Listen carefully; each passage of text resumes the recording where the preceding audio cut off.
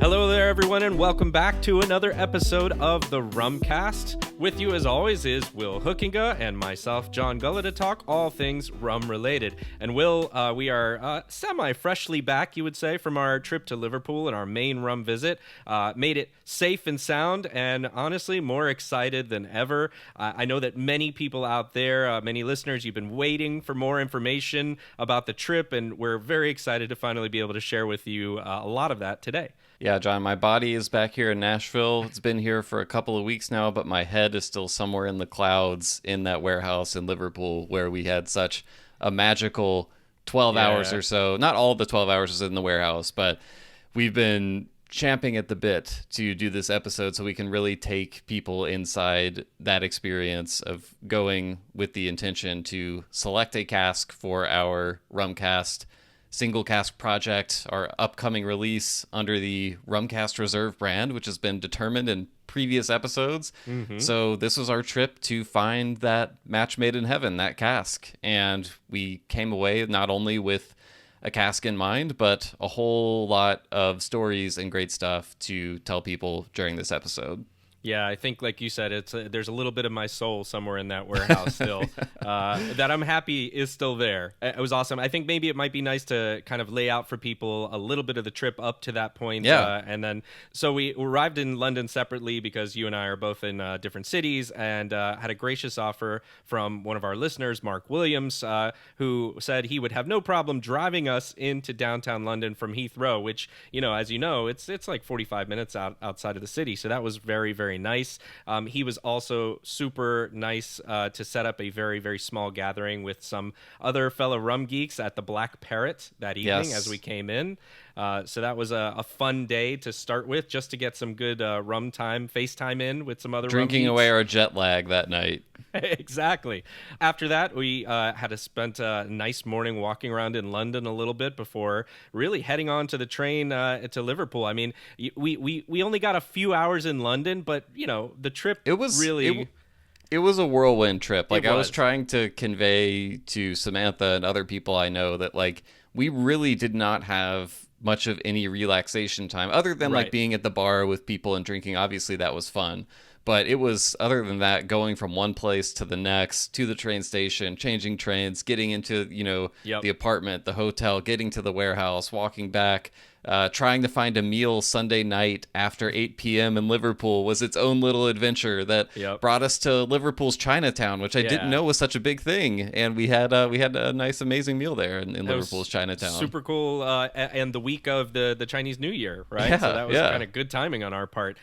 So we did that. We had our big day at Main Rum the following day, which we're going to talk at length about, and then got on the train back after that day. We had another morning at Main Rum to talk through some things from the previous day, and then headed back on the train, and we're back in London before you know it. Like you said, it was a bit of a whirlwind. And then upon our return, we had a nice chance to sit down with Simon from Bristol Rum at the Rum Tavern in London. So we got in a few different places in rum. Will, you got to finally make it to the Whiskey Exchange and grab something from there too. Right. It was like Ferris Bueller's Day Off, as we're running to try to get there before the doors closed. I think our train from Liverpool got back at like 6:30, later than it should have, because we missed our connecting train and then had to scramble, which was its own little adventure. Not paying attention to our tickets, and went right through the stop we were supposed to get off at. So that was fun. But getting off the train at like 6:30, then trying to get checked into our hotel, and then make it to the Whiskey Exchange before they closed at 8 o'clock or whatever. And they were literally pulling down the bars as we were walking out at the end. Wait! It was great. We made it. Had to show our watch. Great customer service there at the Whiskey Exchange. But let's get into all this Main Rum stuff. And I know we've talked a little bit in previous episodes. I want to give some quick bullet points on just a little bit of background on Main Rum if you're coming into this episode fresh for the first time. You haven't listened to our previous interviews with various folks from the Main Rum Company. But I kind of wanted to talk, John, about like why this was our destination and what we were looking for specifically, which I know we kind of hinted at. We teased a little bit in a recent episode, the very specific and unusual brief that we gave to Main Rum in terms of the types of casks we were looking for.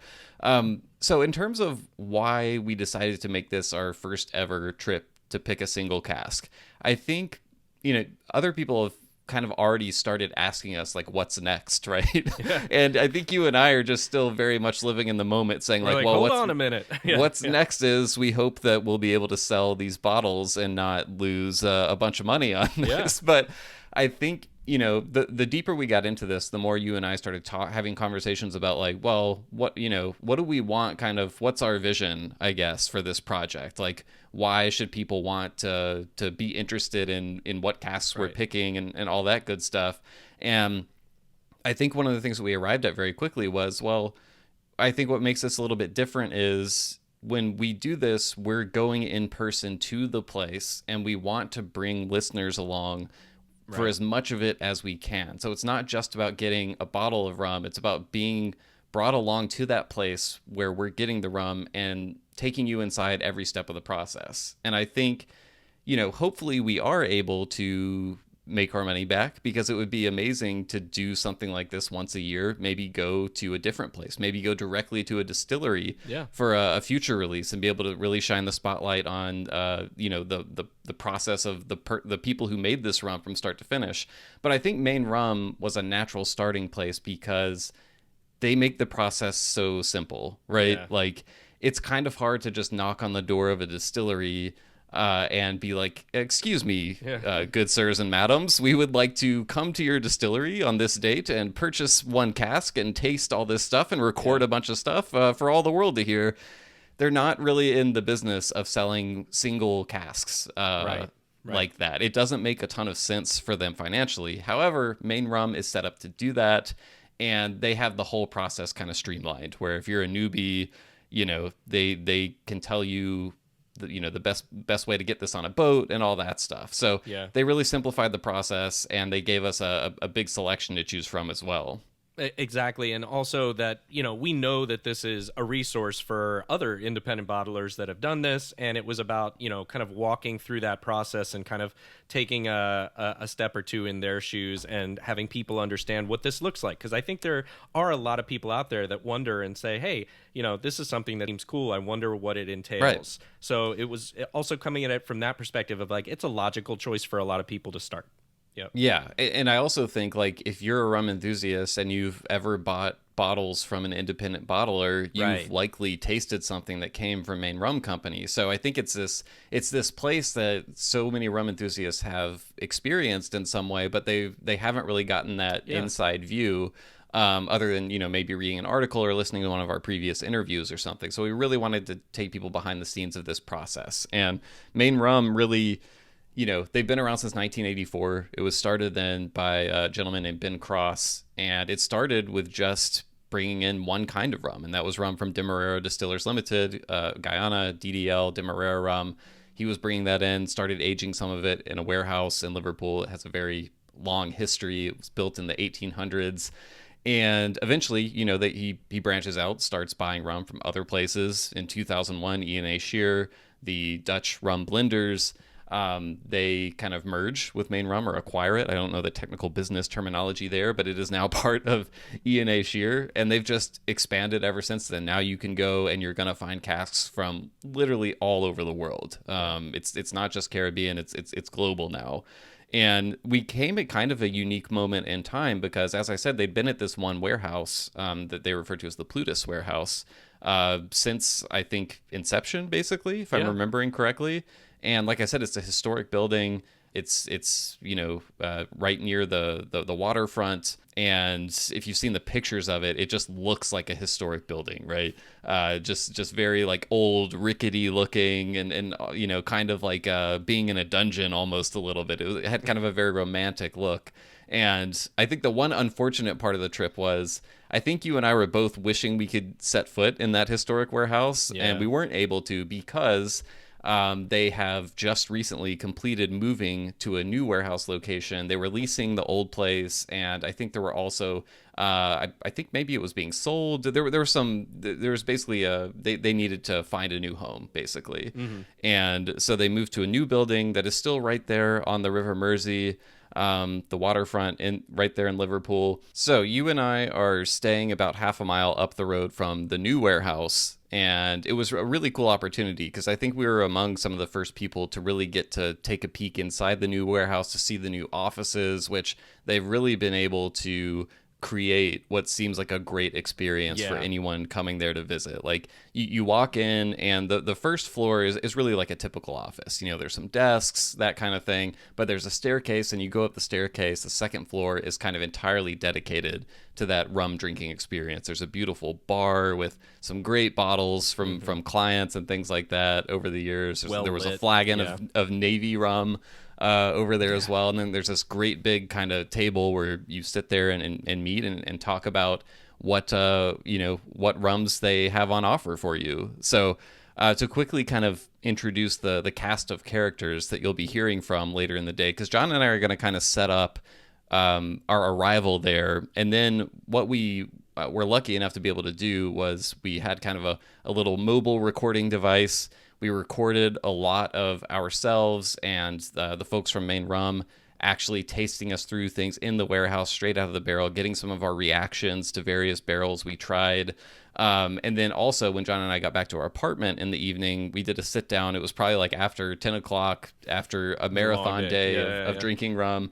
But we did a brain dump, all of our thoughts on everything we just experienced. So we're going to go to that after the intro, and you're going to kind of get to hear us recap everything we tasted and tried. And then we kind of sprinkled in little clips from the warehouse itself to kind of give you a sense of what it's like to be in there. But before we get into that, we want to set it up a little bit and actually show you like what our offer sheet from Main Rum looked like which casks did they pull from us, what does an offer sheet look like. We're going to screen share here, so if you want to watch on YouTube you can see that.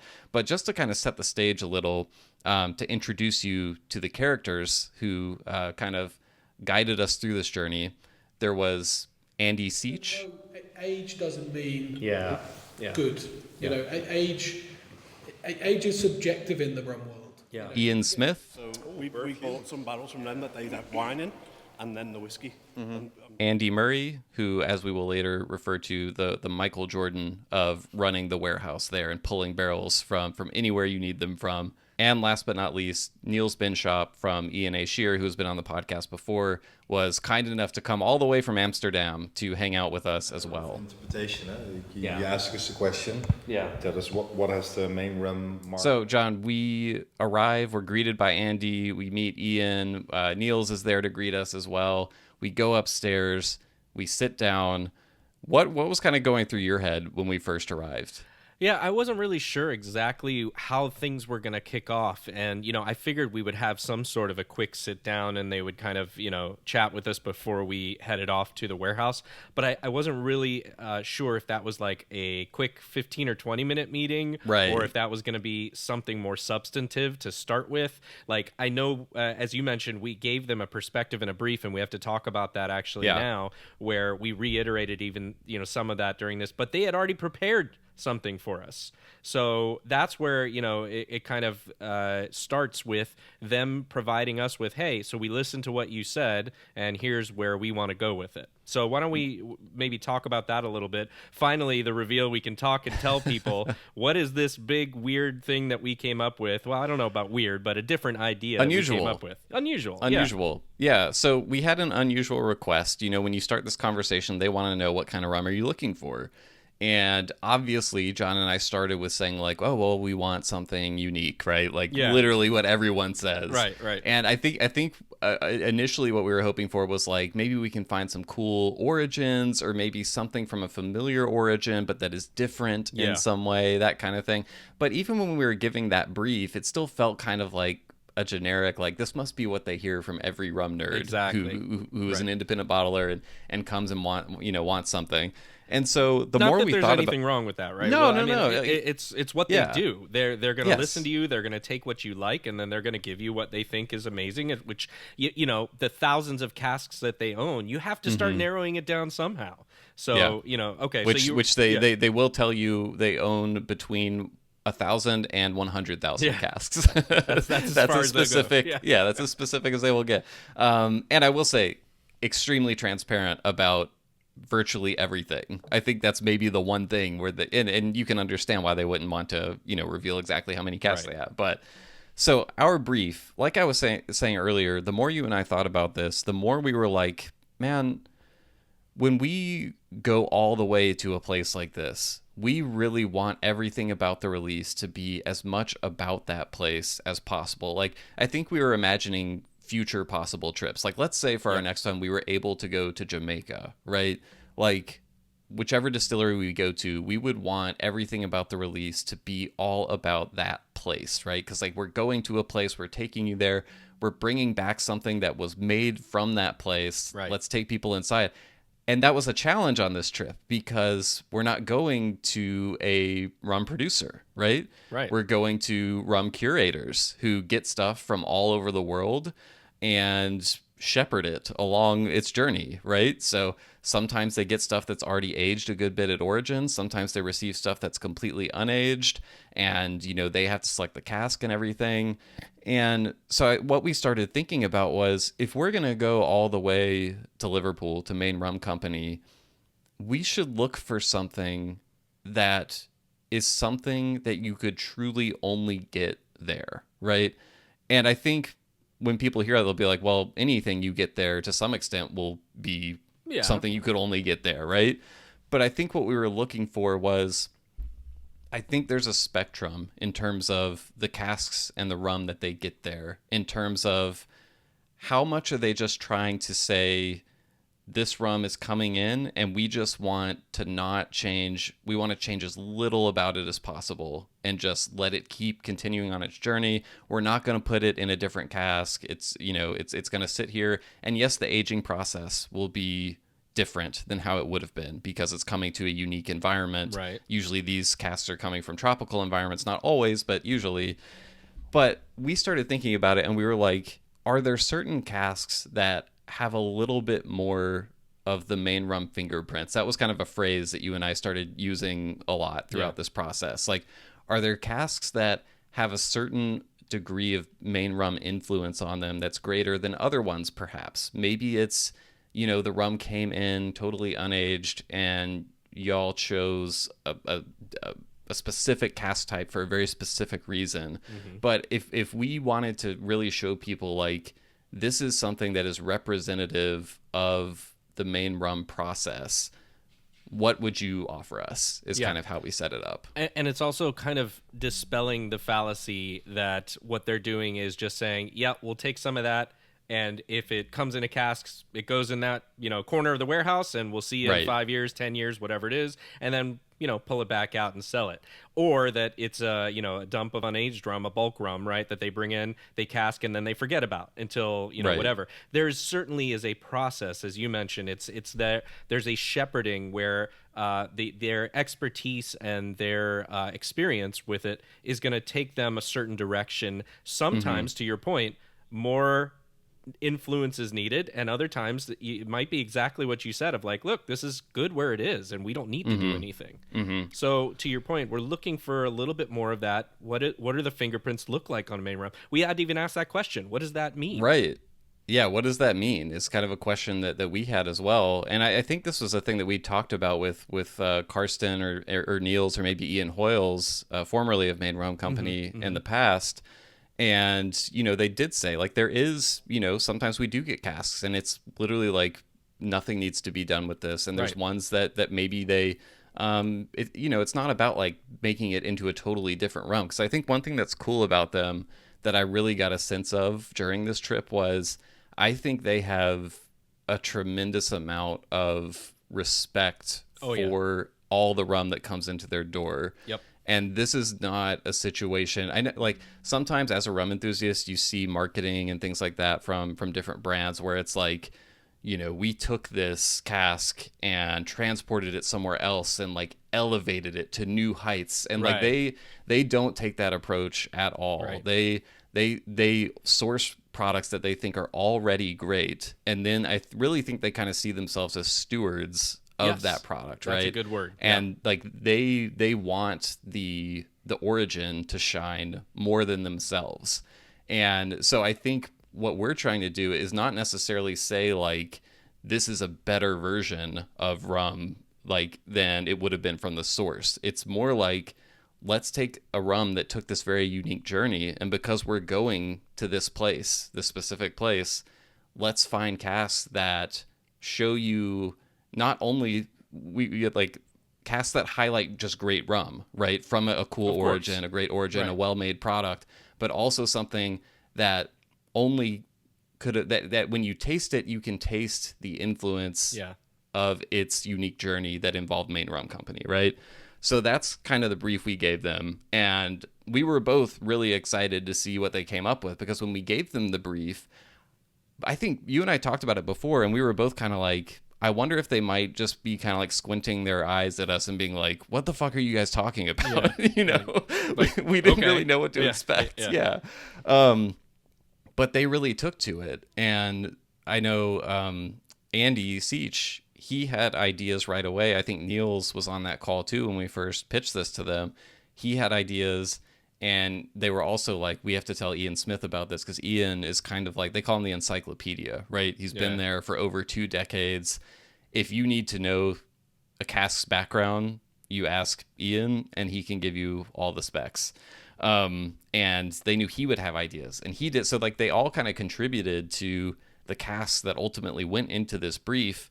And that's how we started the day with them. We sat down at this big table. Andy presents us with stapled sheets of paper. And so I want to share the screen now and kind of show people what that initial offering looks like. And again, this is what they're showing us before we've tasted anything, before we set foot in the warehouse. It's about 10:30 in the morning, and John and I are looking at this sheet. So if you're watching now, you can see this. I don't know if it might be kind of boring if I sit here and read through every single one of these casks. And the only thing that I've redacted from the sheet, we want to be as transparent as possible and share as much info as we can. We did redact the prices on here, just, out of respect for Main Rum. Obviously, we're not going to buy all of these casks. Spoiler alert, we don't have the money to buy all these casks. But I think when the casks that we select, I think we will share kind of the price of those and be as transparent as possible about what the financials look like and everything. But so there's a list of, or go ahead, John. I was going to say, I think it might be worthwhile to just say for people who are, listening and not looking at it, also just the elements of the sheet is pretty basic in terms of like a line item. They have an item number in their warehouse, a description of what that cask is, which includes the origin, and then their kind of enigma code, as we've called it. The enigma code. A little bit of information on aging and when it was made, and then it has the sale price, which, like you said, we've redacted, and the EST RLPA. Do you want to tell them what that number is? That is the estimated regauged liters of pure alcohol. Yes. Yeah, okay, we got there together. Yeah. So yeah, that's basically like how much rum is estimated to still be in the cask. And then once you select something, they do what they call as regauging, which that's when they take a precise measurement. Right. Because the amount of liquid in there is going to fluctuate throughout its life. Yeah, it's changing all the time. So, this tells you basically how much rum is in the barrel, so you can get an accurate price estimate, and also know like how many bottles you could reasonably expect to release. And for some people wondering, like, won't those generally kind of, be in the same neighborhood of each other? If you look at the sheet right now, I mean, we've got one cask that has 77 liters. We've got another one with 151. Yeah. So that's double. And then we got 68 here, 92, 89, 115, 102. So it's really like runs the gamut of what, because also you have casks that are bigger than others, different right? cask Like sizes, some of these are sherry casks. Right. Spoiler alert. So yeah. But like John said, it lists there's the country of origin. None of these list the specific distillery name, and they do give you it's a whole packet, right? So this is the first page, and then all the other pages, there's a page for each cask that goes deeper into the granular details of the distillery the cask type, the source material, and any just kind of unique notes about it. What is it aged in? Like, when did it switch casks? All this stuff. It's like a cask resume, I guess you could call it. But I'll quickly just read through. I won't get into all the granular details, but I can read through the countries of origin and maybe note some interesting casks throughout. So we have, in order, we've got Guyana. This was described as their B2C blend. I believe this is a pot and column still blend from Guyana. You also see years by some of these, like this one says 2007. So I think that's generally either date of distillation or initial fill year of the initial casking. So you can kind of get a rough idea of how old these are. This one would have been, around, I think 15, 16 years, 17? Somewhere around there, 17 maybe. Then we have 3 Australias. And the only thing that you'll notice that's different is the Main Rum Enigma code. So you can think of this as kind of like their own internal language for marks. So, we all know about marks like Hamden. You've got DOK, C Diamond H and stuff. It's their little code for their internal rum recipes. Main Rum has the same, and they don't use the exact same ones. But if you know about certain distilleries, you can at least piece together bits and pieces of what they might be. These Australia ones, it's actually, I didn't know like what any of it meant. So it was like MAIC11WM, and there's an MAIC11RP. And it turns out those last 2 letters indicate Main Rum's cask type. So the cask that they picked for this rum. WM, we'll talk about what that stands for later. RP actually stands for Ruby Port, and you'll get to hear John and I tasting those casks later on in the episode. We've got a Fiji. We have 4 more Guyana casks. So it was a Guyana heavy list, and a big reason for that was because, as I mentioned earlier, Main Rum got its start with Guyana. So when we said, the Main Rum influence, their perspective was kind of like, you can't really talk about Main Rum without talking about Guyana rum. So they wanted to put some great Guyana rum on here. Now there's some very different DDL rums on here. We have a VSG rum. We have the which is a Versailles still mark. We have the B2C blend that we mentioned earlier. We have you'll see a lot of MPM at Main Rum, and anyone who's a fan of DDL, when you see PM, what do you think of, John? Port Morant. Exactly. So I believe the M stands for Main Rum. So Main Rum, Port Morant. Yep. And this one, for example, has QP at the end, which was a very, maybe say a little bit divisive cask type historically on the Rumcast. You'll get to hear us taste that one later as well. And yeah, there's a Jamaica on here, which I believe was a Clarendon. There's a Trinidad listed as TT here. And then there's a couple of blends just listed as Caribbean. You'll see my chicken scratch notes on here have some of the blend components. So this was West Indies Rum Distillery from Barbados, DDL, NY, which is New Yarmouth in Jamaica, WP, Worthy Park, MM. What is MM? I can't even remember right now. I don't know what MM is either. Yeah, I don't remember. And then we have Trinidad in there as well. Oh, Money Musk. Money Musk is MM. Yes. Okay. Yes. So this is the offer sheet. And then to show you just kind of what an individual page looks like, I will pull that up now. So this was for one of those Guyana rum casks. You can see the description. It's an MPM. So this is a Port Morant. You can see the distillation date here, January 12th, 2014, distillery DDL/Diamond. And then very interestingly here, you can see non-disclosure agreement, no, disclosure allowed, which that basically means if someone buys this cask, they are allowed to disclose, in their marketing, on the label, who distilled it, that sort of thing. So DDL allows that. A lot of distilleries do not, as we've discussed on other episodes. We have still type, pot still, added color, no, cask type, rum cask, date filled into wood, January 1st, 2015, type of wood, American oak, years aged at origin, 0. And then down here, this isn't on every page, but it's on some. It just says cask story, and it has some notes. So distilled in Guyana, December 2014, shipped to Liverpool in IBC. IBC is like a plastic tote. So basically what this means is this arrived having never touched wood before. It then says filled into wood for further maturation, various wood types and char levels, check cask number. That basically means, hey, John and Will, ask Ian Smith. Exactly. And he'll be able to tell you We all should the just say details that of the on there, cask. yeah. Ask Ian, yeah. So, just kind of wanted to give you a taste of like the actual information you're looking at when you go through this Right. process. So again, like I said, if you're listening and you want to see what these sheets look like, you can watch the YouTube version, which we will link to in the show Yeah. notes. And Andy was really great also at, once they provide this information and we believe he does this with all clients. You get that information handed to you and he's going to walk you through it and talk about some of exactly what we did just now in terms of, so you can understand what you're looking at and you can have a fruitful discussion on it. I also think, and this is just my thinking, if I was in their chair, I would be looking for reactions at this point, right? Yeah, From yeah, the people. for sure. So like, what are they oohing about? What are they, pointing out, highlighting, whatever, just by looking at the information, even though much of it is cryptic at that point. So yeah. Yeah. And so that really gave us an opportunity to look at, basically these are casks that they've earmarked for us to try that Right. day. It doesn't mean those are the only casks we're limited to trying, which you'll hear a lot about in the next part of the episode. One of the great joys was being able to walk through the warehouse and be like, oh my God, John, you see, Look at is that. that what I think it is? Yeah. And then they'd be like, hey, you want to try that? Yeah. All right, let's break it out.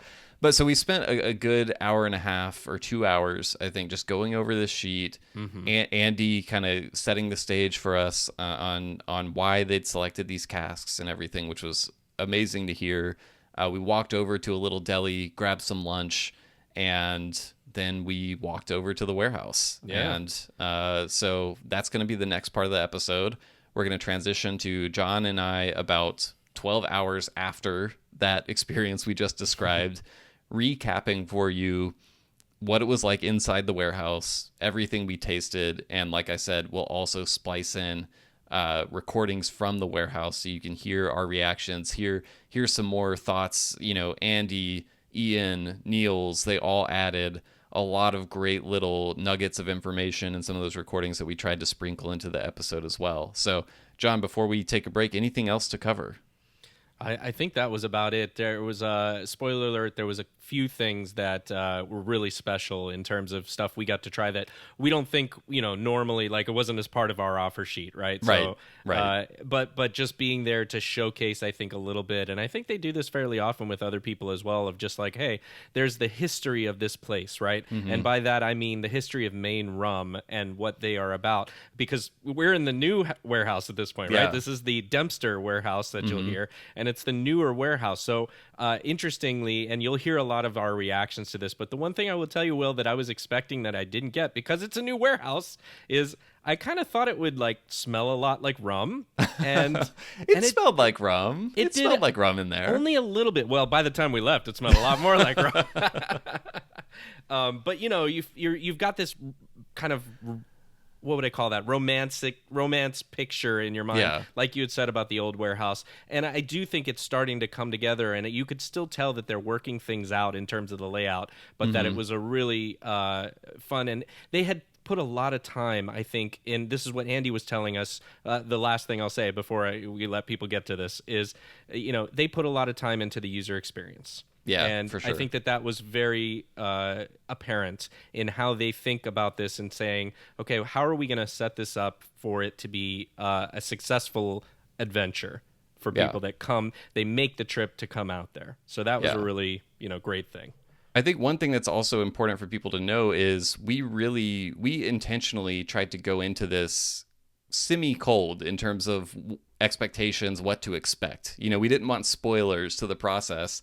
So you and I had a pretty funny conversation in hindsight before we went to Main Rum of like, so are we thinking at the end of this day we'll like be picking the cask? Like, are we going to need to pick it right away? And, we had this sort of romantic notion of tasting through everything in the warehouse and then being like, I think the one That's the one. That's the Yeah. one. And like there's like a halo around it and angels singing and stuff. Love at first sight. Exactly. Exactly. So you'll get to hear if indeed that's how things went down or not in the next part of the episode. And one final note I'll add is that when you're listening to the next part, when you hear this sound, that is a signal that we are splicing in a little a little taste of the warehouse experience and taking you to John and I live inside the warehouse. So listen for that sound. That's what's going on there. All right, John, let's take a quick break, and then we'll go over to the next part of the episode.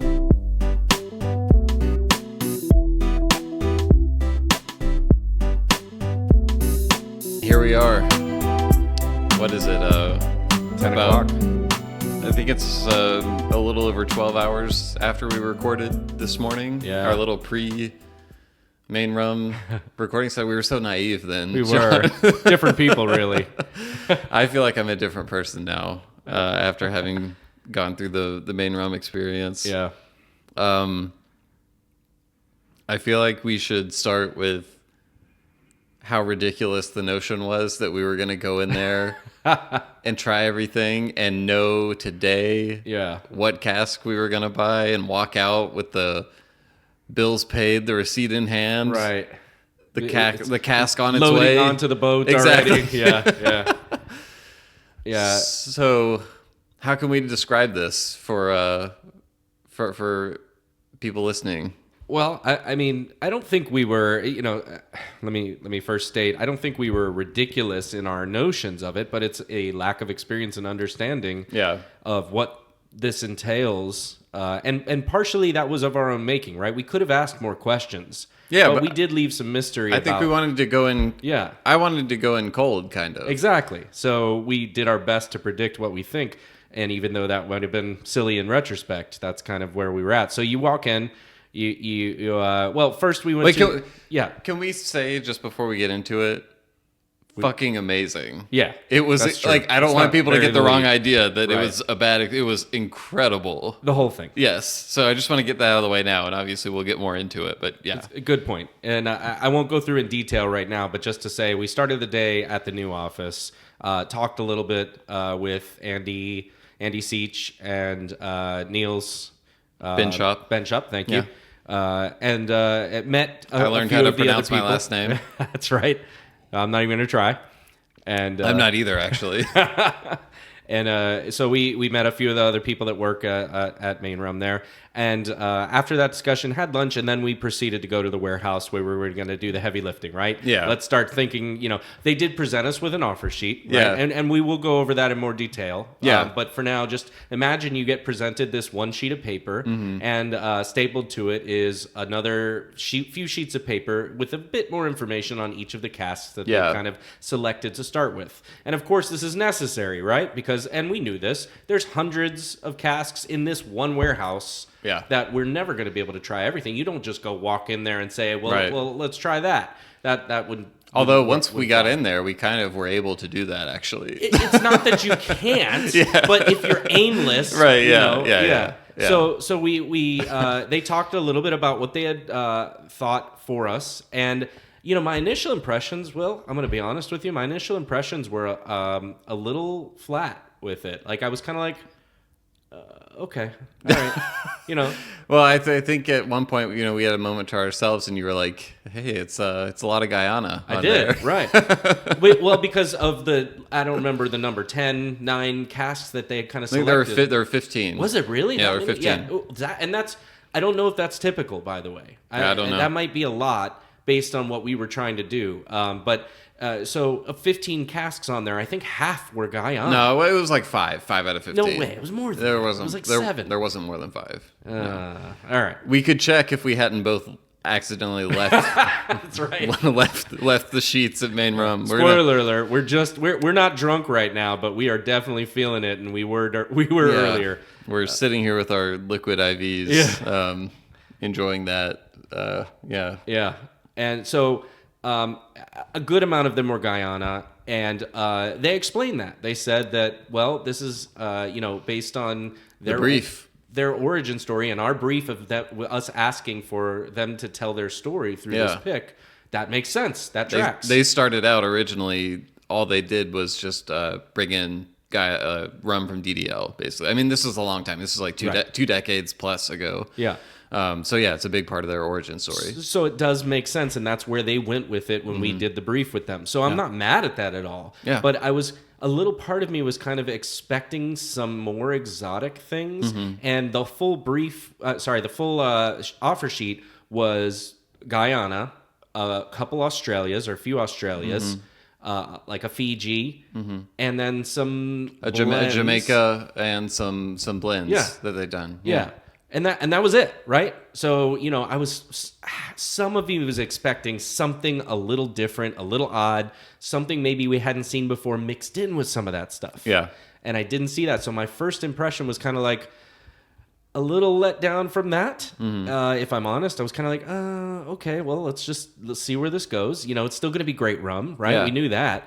And let's see if we can find something. Well, as we get into the warehouse and we start trying this shit, and I'll let you take over a little bit and tell the story, but fucking hell. I mean, there was amazing stuff. Even the Guyanas, not all of it, but like some of it was just truly spectacular. Yeah. So, they know what they're doing. Yeah. I mean, we had a Guyana VSG, so a Versailles still rum that was... And I think they need to go into the computer to hunt down the cask history because it was a little blurry in terms of what casks it had been in, but it was unbelievable. It was incredible. I mean, Guyana's kind of hit or miss for you historically, yes. And that one for you was like bang on right away. Wow. Wow. Okay. Oh. Well, this is my favorite of all of the Guyanas so far.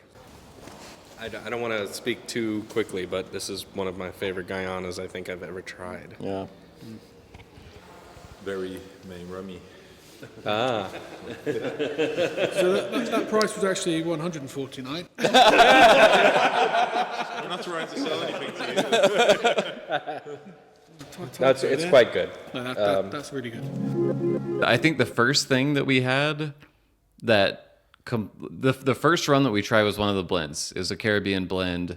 It had some Barbados, some Jamaica, some Guyana, right. Some other stuff. Again, we don't have the sheet in front of us right now, but and it was good. We were enjoying it, but also I think both of us were thrown off a little bit, which I feel like maybe I should have anticipated this in advance because I was imagining walking among the casks, trying samples, which is what we did. Yeah. But what I didn't factor in my fantastic visions of this in advance is it's Liverpool in January.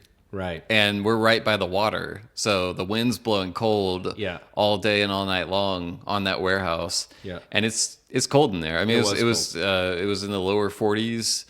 And so, when the rum goes into the glass and you take a sip, I was like, I don't remember the last time I sipped rum at this temperature. Yeah. Like it's chilled. It's chilled. Yeah, it's chilled. It's well, the cold. glass was cold. It's like imagine if you poured yourself a neat pour and stuck it in the refrigerator for an hour. Like that's what it was like. Yeah. And so I was a little thrown off at first because I was just like, first of all, I was like, my hands are cold.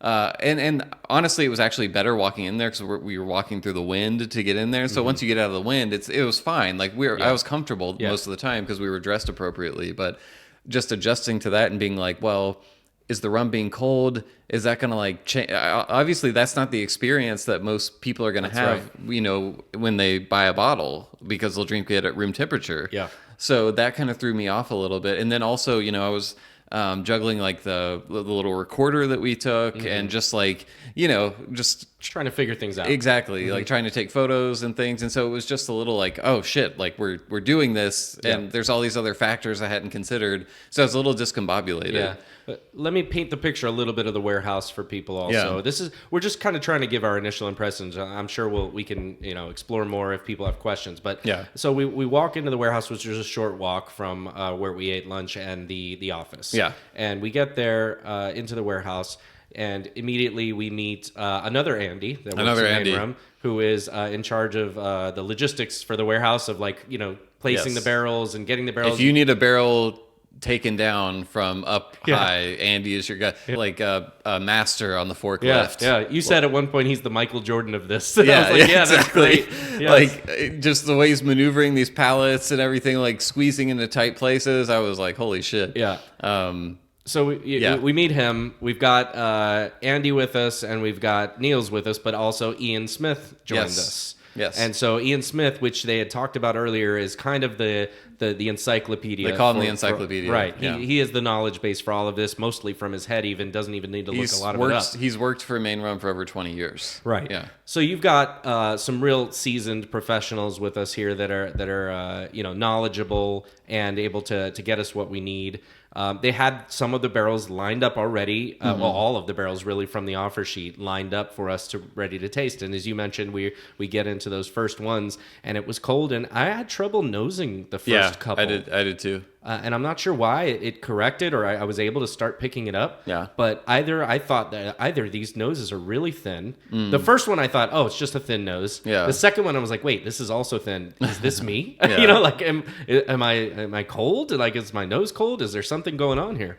And you said you had the same experience, so I definitely think that some of the environment was different for us.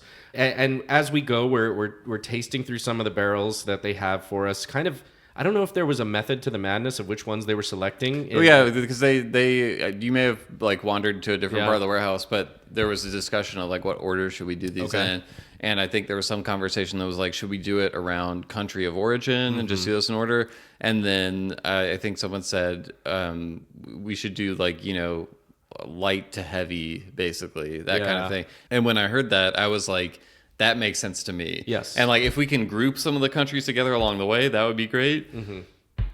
But obviously you don't want to start with any of the ones that are going to be like palate bombs, Right. Of course. Yeah. And I think the progression that they chose ended up working really well. It did. And important to note is a lot of times when we taste through things, we go from low ABV to high ABV. Yeah. There was no ABVs. Yeah, we didn't know what the ABVs were. Yeah. So that was not a part of the equation in terms of that. Like you said, from light to heavy, I guess, was how they did it. So I assume that there's a little bit of that, but it's really more about the rum itself and the makeup of that. Yeah. So at some point, Will, I guess you had pointed out some barrels, or I don't remember how it Well, happened. before we get to that, so we started with the blend, and it was good. I was like, oh, this is good. I like this. Yeah. But it wasn't like, oh, shit. Like, This is it. yeah. Yeah. But then they broke out these Australias. And I'm going to be honest, when I saw Australia on the list, I was kind of like, I don't know. Like, I feel like there have been a good run of Australias in the U.S. market recently. Yeah. And I was just like, I don't really know What else there is to add to the conversation. Yeah, like how much can that be improved upon? What other dimensions can there be? Right. Let me tell you, we found some new fucking dimensions. We did.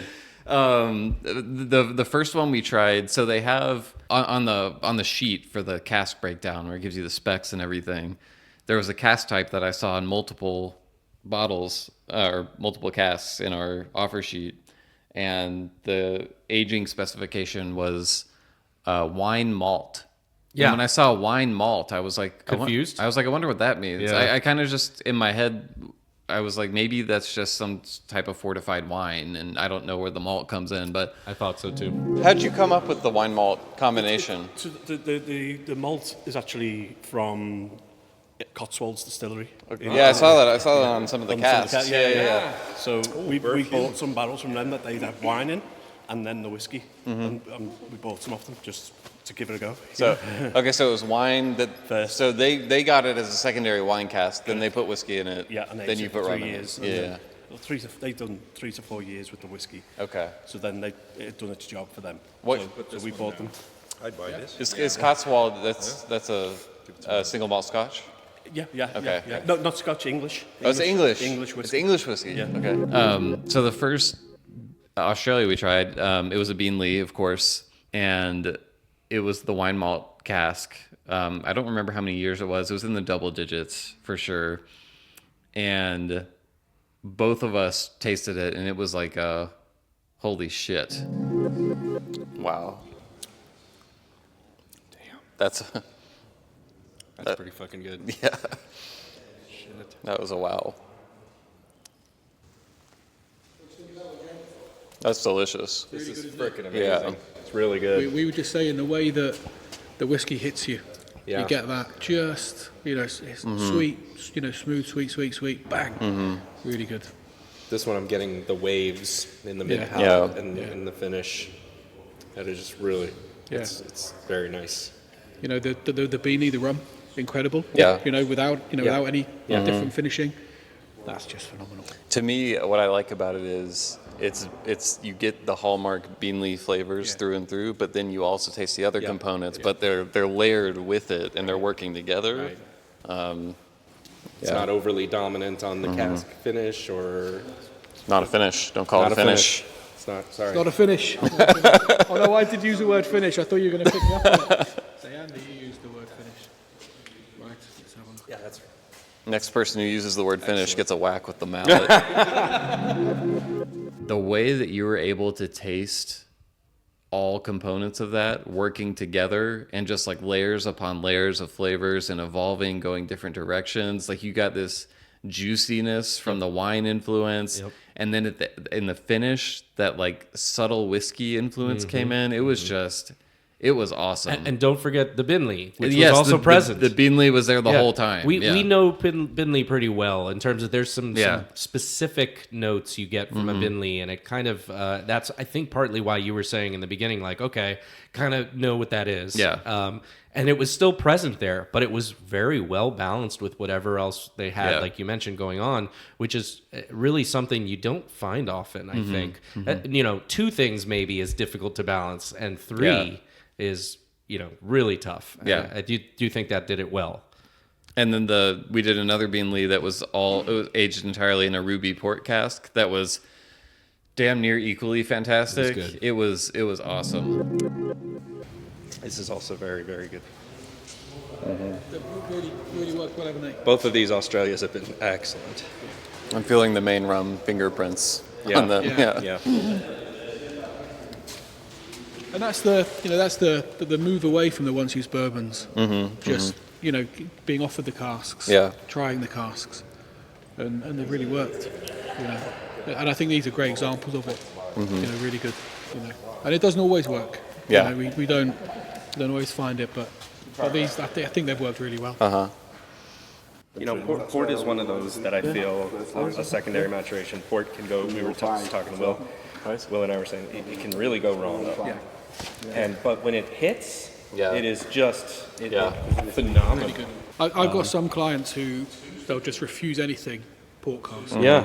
You know, you don't hit even, or miss. Don't even put it on the offer. Don't even think about it. Yeah. And I've got others who'll actively look for it because for that exact reason. Yeah. When it hits perfectly. Yeah. You know, and I think this one.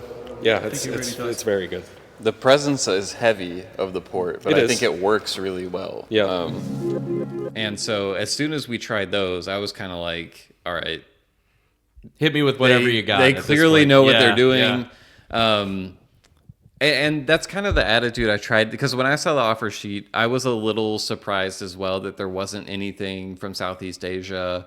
But, you know, we kind of gave them an updated brief the second time we talked to them, saying like, we want something that showcases what Main Rum is all about. And so the fact that they knew that and that they designed the brief around that, I was like going in with an open mind once I saw the sheet. Because obviously these are all fantastic origins, right? I'm not going to be upset about any of these. And so, but that was the moment when we tried those bean leaves where I was like, okay, this is going to be great. Because we're just getting started, and I've already tasted 2 things that I think are amazing. And God, it's going to be tough to recap all of this. And obviously we recorded stuff along the way, so we have plenty of in the warehouse recordings to share as well. But I mean, we tasted the VSG Guyana that I mentioned. We tasted a Clarendon that was maybe a little we had different takes on, but it was undeniably like powerful and just like wow. We tasted a TDL Trinidad that I'm going to try to remember this. Armagnac and Cognac. Aged in Armagnac and Cognac, and then like about 2.5 years ago recast into Oloroso Sherry.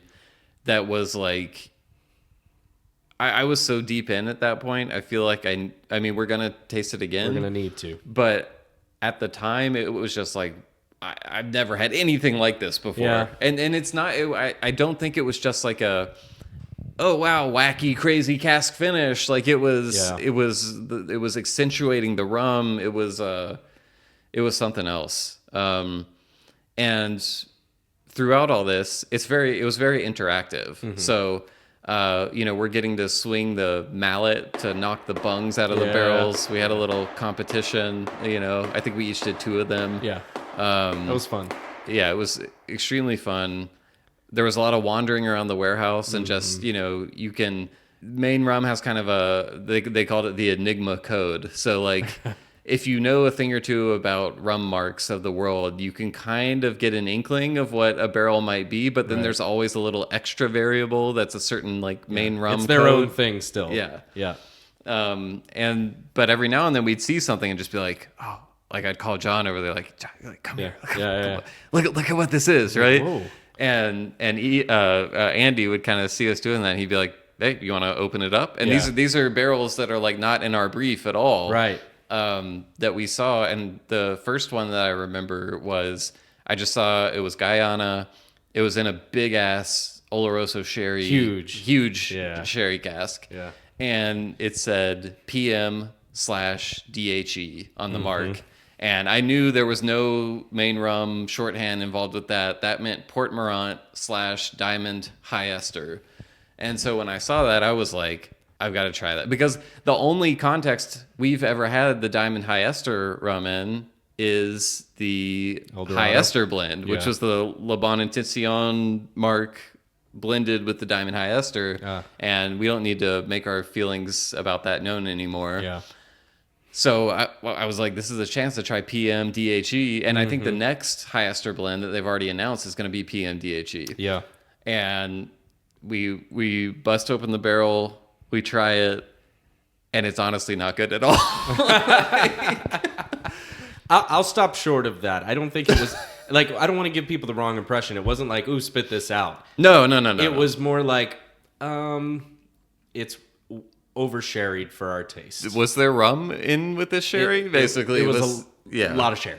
It was again, I'm being kind of a dick. It wasn't bad. It didn't taste bad. It was enjoyable, but it just tasted completely of sherry. Yeah. Like I was really, you think between Port Morant and this like super high ester rum that'd be punching through, but it was just like it didn't. Where is it? But that kind of still tracks with our experience. Two experiences, but like the high ester rums from them aren't really punching, and it's almost unfair. We've talked about this, right? Jamaican high ester is not a Guyana high ester necessarily, but you somewhat expect a little bit of that punchiness. Yeah, and for it not to be there again was disappointing. Yeah, we also, I think, sometime when we were reviewing the brief, I threw out there, because I think Andy asked us, is there anything, if there's anything you guys want that's not on here, let us know. Yeah. And I hadn't even thought about this before. It just kind of like entered my mind. But I was like, if you have any Martinique agricoles from distilleries that aren't often available in the U.S. Because the whole offer sheet was molasses initially. Yeah. So I think you were right to say, hey, is there anything cane juice, right? And that's where you were going. Yeah. And he was like, I think we can find something like that. And so like halfway through, they pull out this cask from distillery Simon. Yeah. Which when I first heard it, I was like, wait, what is Simon? Like, what do they make? I couldn't remember. And then and someone mentioned it's Clement. I was like, oh, of course. Like, we knew that. Yeah. I just forgot. And I wasn't expecting Clement because that's the most readily available in the U.S., right? And also, I'm not a huge fan of Clement. Same here. But then we tried it. And it was unbelievably good. Incredibly good. And this was no non-traditional cask type. Yeah. I think it was straight up ex-bourbon cask. Yeah. And it was incredibly good. And it's wrong to call it a Clement because it's not a Clement. Right. But it was the best Clement I've ever had. I would agree with you there. I really didn't know what to expect from it, especially that was right before we had tasted it and reminding ourselves of that. And I was like, oh, that's my least favorite agricole, and to be that pronounced and different and just bringing all of the aged rum flavors. I think it was 17 years, if I'm remembering right. I have no idea. I think it was 17 years. It was just a phenomenal example of a cane juice aged rum. So that was a really nice ask and a nice pick. Wasn't there one more cane juice, or am I misremembering? We did a Mauritius cane juice at the very end, which was awesome. Yeah. Well, so that I'll segue to that. There was some other ones we kept trying from our offer sheet along the way, and we can get to some of those. But I remember feeling kind of like things were winding down a little bit, and I don't know why I was asking this, but I was kind of like, I asked Andy. I think it was Andy. Is there anything else moonshot? You know, Moonshot? Anything else that you can think of or anybody can think of that you're just like, yeah, fuck it, just bring it out. I'm mostly at this point. I've had quite a few, so that's the only thing I can think of because at this point I think we've gone through the ringer and we've got a lot of it. Yeah. But if there's anything else that you're lacking, you're like, there was this one thing. We have to ask. It's the rum talking, so. Well, and this was after they had just given us what is possibly the best, most expensive thing. Yes, in the world. so I was way out of pocket for even asking that at this point. Right. And so, well, let's put a pin in that. We'll come right back to that because I think that's a big deal. But he's like, well, they start all kind of looking around. Yeah. And like Andy's kind of like telling, Ian, and Neil's, and they all start buzzing around like little bees in a hive and looking around. And then finally, okay, now the other Andy is grabbing these barrels down and it's a Mauritius. Yeah. And they brought down a couple of them, Mauritius, for us. I can't remember the details right now, honestly, because at this point, Will, it was starting to get to the point where you're affected. Like I was, trying to drink very little. I asked for light pours because you're having a lot of rum here at Cask, right out of the barrel. Yeah. So at this point, I'm starting to feel it a little bit. Not drunk. Like I don't think we were drunk at all, but you buzz, right? And so I'm buzzing with it a little, and I just remember. I was drunk at the end of it. I'm just gonna be 100% honest. I felt like I held my own for the most part.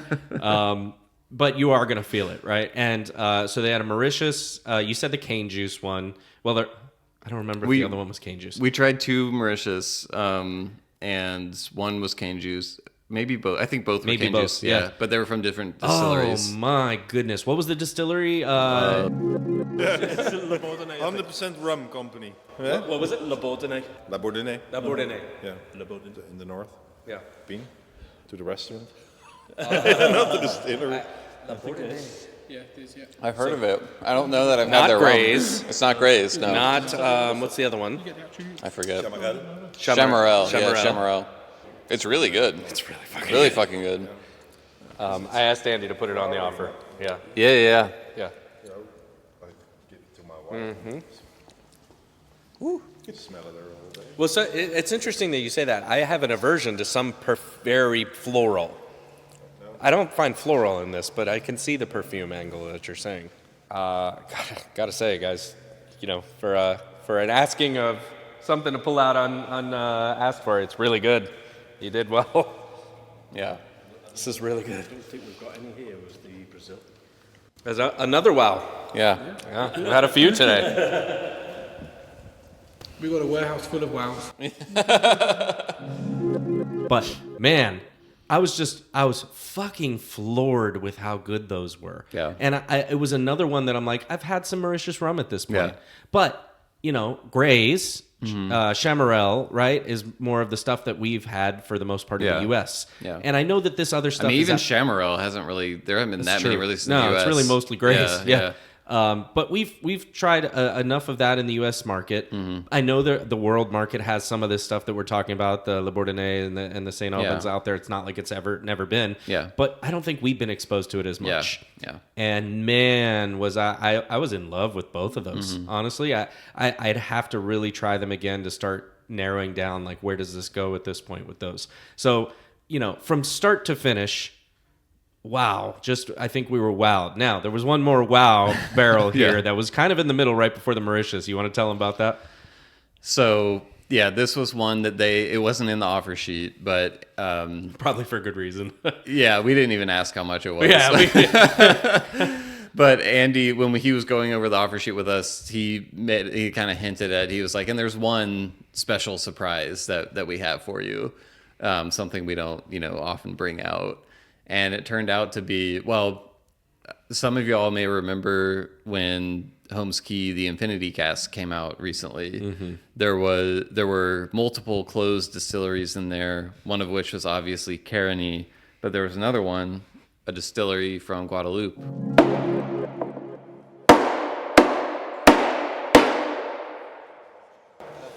Just four. Just a four, That's all it took. To be fair, this for us is a really tricky cask because we now know, well, we've got to sell it soon because it's 1984, the ABV's dropping. 84? 1984 Gardel. This is the the Orwell last one. cask. Only one of us Yeah. was alive when this was Cask. You don't have to tell us which one. I know I don't because it's obvious. I just took off my hat, damn it. It's a tricky one because it's the strength is dropping and there's so much wood influence on it. Yeah. But for us, it's either got to go this year sold, or we do have to decant it, put it into a drum because it doesn't need any more wood. Right. And it'd be interesting to get your take on it. You know, Okay. you try to see what you think. Yeah. It's also quite low fill now. You know, there's not much left in there. Probably only estimated about 50 litres of alcohol. Okay. But the strength is only 48 or something like that. Not even, Wow. not even that. Was it I not? think we're down to 46? 42. Oh, maybe wow. 42, yeah. So it really is getting, You know, Yeah. it's really got to come out. especially if it's something premium. You don't want 37.5. No. So yeah, the only one we've got, we believe it's the last one. But this is a distillery that closed long ago. Yeah, 90s, 80s? It was in the 20th century. Yeah. Yeah. And there was some of that in the Infinity Cask. And according to Main Rum, this is truly their last cask of Gardel. And to their knowledge, they're the only ones who own Gardel casks anymore. So it might be the last cask of Gardel in the world. Yeah. And it was distilled in 1984. Yeah. So this is a 30 to 31-year-old Gardel rum. Right? 40 to Oh 41. my God. Oh, holy shit. 40 to 41. Yeah. Yeah. Wow. Where did all the time go? Yeah. A 40 to 41-year-old Gardel rum. And so we got to try that. You know, I can still smell the cane in there. Yes, Yeah. but I mean, the wood is Yeah. very present there. Yeah. Wow. So we are right on the verge of too far. I would agree. You know. I feel like I'm gonna be honest. I think it's delicious. Oh, it's incredible. It's incredible, but It's right we there. are, Yeah. you know. So, but this is where Main Rum comes into its own. Yeah. We have to be comfortable. You know, we won't go as close with much. Yeah. I Yeah. mean, we'll normally by now we would have said, okay, Yeah. no, we need to blend it, give it to skiers. But with that one, we're like, okay, we'll let it go. You know, we'll let it get to, you know, 40, 41, 42. So I mean, there's not a lot of Gardel left. yeah. So I mean, don't a lot of people want this? Very selective with where we will let it go. Okay. You know, we would have people who'd want it, Yeah. but we don't just want to let it go to somebody who's not going to respect it. Right. Because it's, you know, there was a distiller working on that in 1984. It was hard work for them back then. You Yeah. don't just want anybody to take it and do the wrong thing with it. So Yeah. we almost, we feel quite protective. Yeah. You know, we'd rather know that it goes to somebody who's going to do the right thing with it. You know. What would the wrong thing be? So clean blending it. Oh, actually, I mean, it Putting could it be- in a new cask, peated. Okay. Yes. I wouldn't want to do that. I mean, it has to be bottled and sold. Yeah. You know, we don't want anybody to try and age it further. Don't do anything with. Basically, don't do anything. Don't do with anything it. with it. Yeah. Respect it. It is really Yeah. nice. And then, It is. And it's got a little bit of a unique. Got some sun coming through. Oh yeah. It's a little bit of a unique something in it. It's the Gardel. Yeah. that's the angels saying thank you for But the I mean- share they've had. I mean, you can tell like it's a cane juice rum. It You is a know, cane you juice Get rum. that in there. But I'm still finding something unique in it among cane juice rums Yeah. that I'm not as familiar with, which I It's don't got think so I've much- tried a Gardel before. So Do you have like a select list and you go to these people first and say, hey, this cask needs to go? Like, what do you do? We've only got a few clients that would ever do that with. Yeah. You know, very rarely would we say. Normally, what would happen with something like that, it'll be somebody who comes to me and says, "I want something really special." And then if they're in the right mold, if they fit I don't the care profile, what it costs. you know, then we'll work with that. This would be like a last drop release or something, you know? Right. Something like Right. that. Because this is really the last drop. Yeah. Yeah. So Main Rum has no more Gardel Nope. casks. This is Nope. the last That- one. That is it. The last one. And no one else out there probably has any Most Gardel. likely. Not that we yeah. know of. Yeah. Not that we So know we're tasting the last Gardel cask right now. It's pretty a very special. That's pretty cool. We bought all of the casks. Do you Yeah. think the sun came out for nothing? It literally, You are Liverpool, so never comes out. and not only did it come out, but it's like shining there through the aren't window. that many windows in here, and it's Yeah. coming like right through that window onto us right now. So it's like, There might as well be a choir going, "Oh, Right now outside there's a lighting company. You've got a set. you guys are good. You're good." oh, one of the people from the office out there is out there like holding up the light. So that was really special. And then it was after we tried that John was like, "But if you had something even cooler, what would it be?" I did not. I didn't say it like that. Hold on. No, because I knew that the Gardel was not something that's in the cards for us to release right now. That was just kind of a treat for us and well appreciated, right? So at that point, then I was trying to say, okay, it was winding down, and I was kind of feeling like we've tried some amazing things, but you know what? We're here once. Fuck it. Let me ask. Yeah. What else you got if you had to pull something out right now? And we had noticed, by the way, that they had a good stock of Mauritius there. Yeah. Like you can see on the barrels, there's a country of origin if you're looking. And, you know, all the typical things you would expect in terms of origins were there. But Mauritius, they had a decent amount of stock. I wasn't, fishing for that. I didn't, point at the barrel, just said, hey, what else would you show us if you just had to? And that's what they pulled out. And those two cane juice rums were truly some of the most memorable for me. Yeah, they were both really good. I liked the first one more than the second. I thought the second one could stand to age a little bit longer. But yeah, I was glad that you brought it up because they were really good. I think all that to say, like going back to our original thought that we kicked off this discussion with is the idea of having to choose one of those on the spot would have been so ridiculous by the end of actually going through all of it. And I mean, they told us, Andy told us when he was going over the offer sheet, he was like, we typically have a 2-month period basically. So like once you try these, they're yours for 2 months. We don't offer them to other sell people, them to anybody else. Yeah. And that gives us time to send you samples. So like they're gonna send us samples of I think whatever we want from the offer sheet basically. Yeah. But the notion that you're gonna have this moment where just everything comes together and you're like, I don't need to try anything else. This is the one. I know for sure right now. Yeah. I think that's a little ridiculous in hindsight to imagine something like that happening. In the context that we had asked for. Like I could imagine a scenario where I go in saying, hey, I want a, whatever it is, Jamaica rum or Barbados rum. And, they come in and they give you an offer sheet of 5 or 6, and maybe they're all going to be similar enough in certain, what you've told them you're looking for that you could make a decision at that point. But when you were coming in and saying, hey, we're looking for something, we're not quite sure exactly what it is, but here's what we are giving you a direction to head towards. Yeah. They really came through with that idea. But it's kind of silly to think we are ready to, have all the cards out on the table and say, okay, we're done. Yeah. We can go home. Yeah. So I imagine we will get samples of many of these rums, and we'll have to really put them head to head. And there's definitely enough rums that we were both like, wow, these are amazing, that I know we're going to come away with something we both like.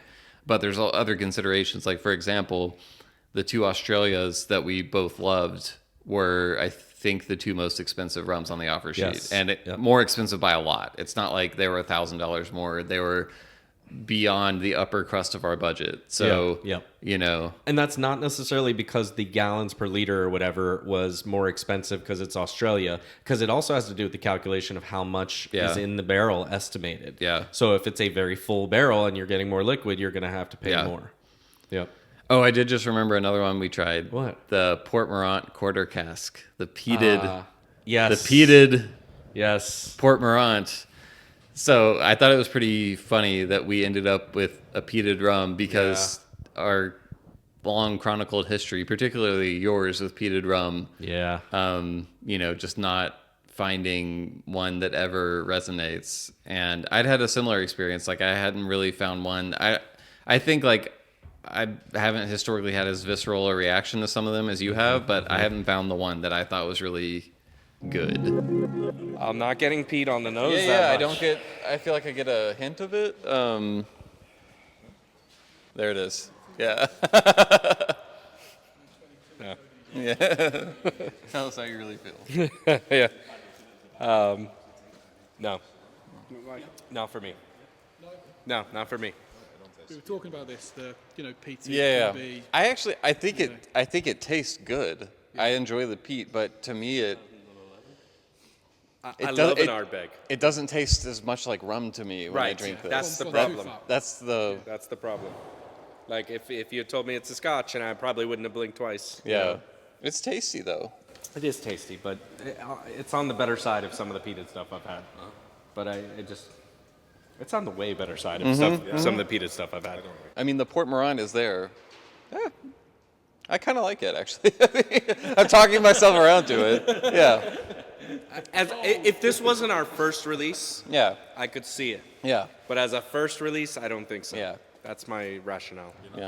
Of all the peated rums I've had, I think this has the best balance of rum and peat. And I think the fact that it's Port Morant helps with that, I think, because it's got strong flavors to go against that. It just doesn't feel the right thing for me to start with. I agree with you. Yeah. Like, I'm not saying, like, oh, I want to do this. Yeah. But I think it's tasty. Thank God, because we will fight right here.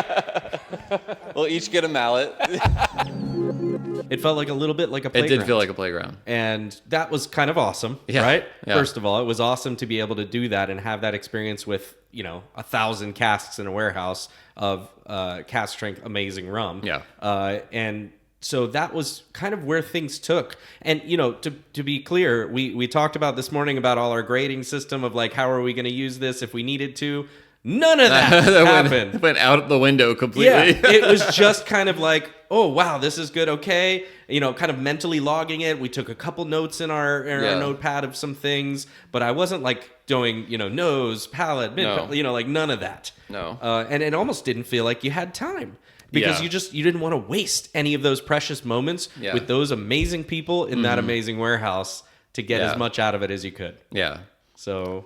And I mean, we're hearing great stories all throughout it. Yeah. Andy is in there telling us about his baseball career in Liverpool and about the time he was eating a foot-long sandwich, then came out of the dugout and hit a grand slam to put Manchester away. There was there was too much fun happening. Right. To get overly analytical. Yeah. But we definitely took enough time to figure out which ones we thought were really fucking tasty. Yeah, I can narrow the list for sure. Yes, we narrowed the list for sure. So I think that's what we came away with, was a narrowed list and an amazing experience. Like, truly felt like a once-in-a-lifetime experience as we were going through it. I was kind of telling myself that. I felt the same, and we hadn't discussed this till right now, but I felt like this is a day I'm going to remember the rest of my life. Yeah, so same. That was fun, and, I think that's part of why you come here, right? Yeah. And we were talking a little bit about that. You can get samples sent to you, and they're happy to do that for any customers or clients. But when you come here and you get to do something like what we did today, it's a different thing. Mm-hmm. And so just to be able to do that and to share a tiny bit of it with everyone as we go along is a precious moment. But I guess that's all we have to say for tonight, John. Yeah. It's time to call it. We're headed back there in the morning. We gotta get some rest. Yeah, exactly. So I don't know what the follow-up visit in the morning holds, but I know it's going to be a good time. All right. Well, see you in the morning.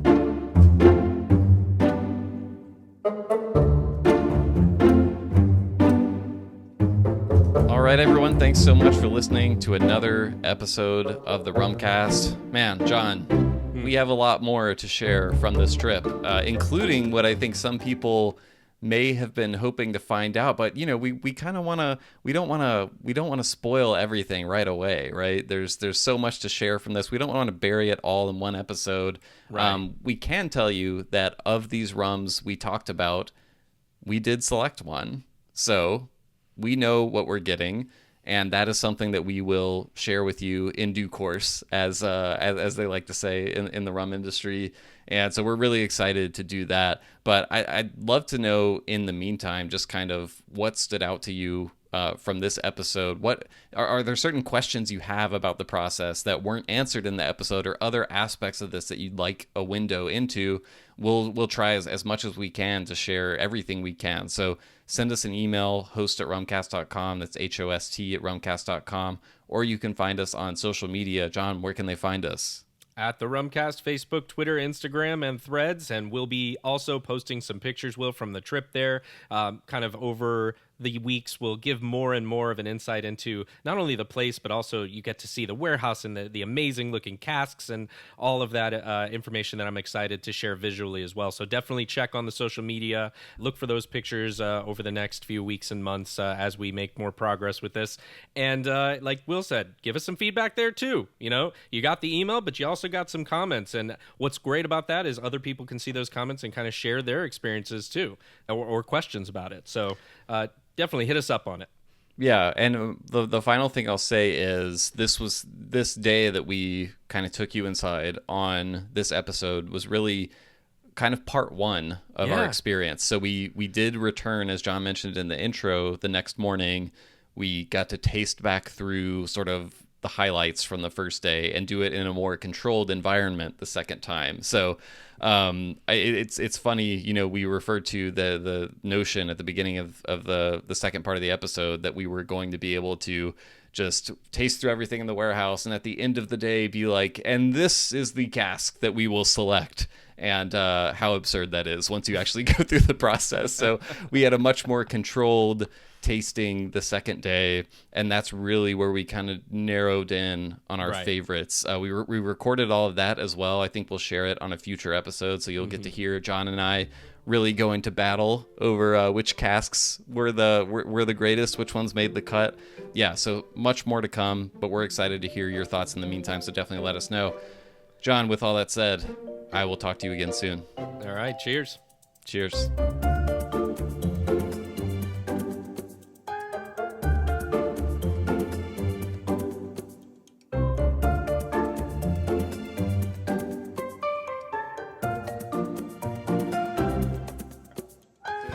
Okay. I hadn't thought of it, but I'm gonna pick something that's appropriate, I think. Now you're on the spot. Okay, all right. Forgive me because I've had enough rum at this point. Get on with it. Yesterday, all my troubles seem so far away. Now it seems as though they're here to stay. Oh, I believe in yesterday. Suddenly, I'm not half the man I used to be. There's a shadow hanging over me. Oh, yesterday came suddenly. Why she had to go, I don't know. She wouldn't stay. Whoa, whoa, whoa, I said something wrong. Now I long for yesterday. Yesterday. All right, I'll stop there. Wow, goosebumps. That was a nice surprise. If you don't end the podcast episode, I mean, it's a little bit of a dour note. Yeah. It's beautiful nonetheless. Honestly, I wish we had the old warehouse for that. That would have been better. I didn't see that song.